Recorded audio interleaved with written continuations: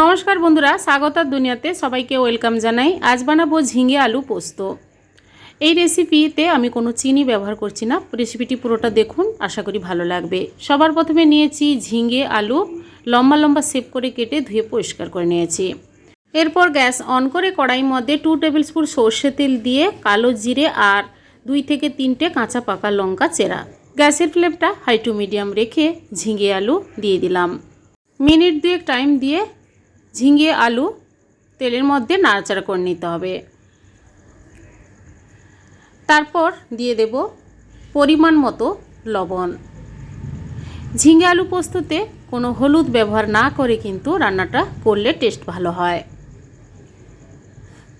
পরিমাণ মতো লবণ দিয়ে আবারও আমি নাড়াচাড়া করে নিয়ে ঢাকা দিয়ে মিনিট 5 রেখে দেব।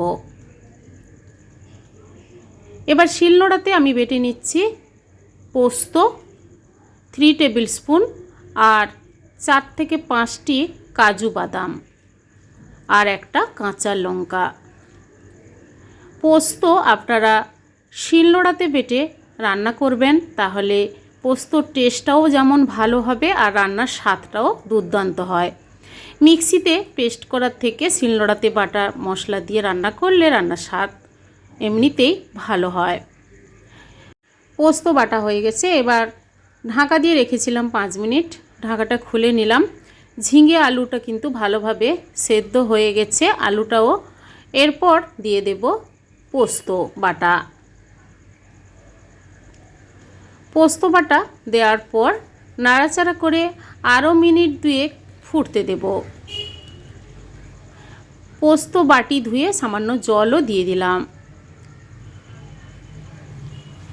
এখানে কিন্তু জলের পরিমাণটা অল্পই দিয়েছি, কারণ যেহেতু ঝিঙে আলু গ্যাসের ফ্লেমটা লো রেখে ঢাকা দিয়ে রেখেছিলাম, তাই সেদ্ধটাও ভালোভাবে হয়ে গেছে। যে কোনো পোস্ততে অল্প চিনি দিলে টেস্টটা কিন্তু ভালো হয়। আমি এখানে চিনি ব্যবহার না করে সুগার ফ্রি 2টো দানা দিয়ে দিচ্ছি। যারা সুগার রোগী তাদের ক্ষেত্রে কিন্তু এই ঝিঙে আলু পোস্ততে সুগার ফ্রি দিয়ে রান্না করবেন, চিনি না দিয়ে, তাহলে আপনারাও খেতে পারবেন। কিছুক্ষণ ফুটে যাওয়ার পর আমি দিয়ে দিচ্ছি 1 টেবিল স্পুন সর্ষে তেল। সবার লাস্টে ঝিঙে আলু পোস্ততে অল্প সর্ষে তেল দিলে টেস্টটা কিন্তু দারুণ আসে। এবার গ্যাস অফ করে প্লেটের মধ্যে সার্ভ করে নিচ্ছি। বন্ধুরা, এভাবে ঝিঙে আলু পোস্ত রেসিপিটি একবার বানিয়ে বাড়িতে ট্রাই করে দেখুন। গরম ভাতে ডালের সঙ্গে অসাধারণ লাগবে খেতে। আজকের এই ঝিঙে আলু পোস্ত রেসিপি কেমন লেগেছে কমেন্ট করে জানাবেন, লাইক করবেন আর আমার চ্যানেলটি বন্ধুরা সাবস্ক্রাইব করে নেবেন।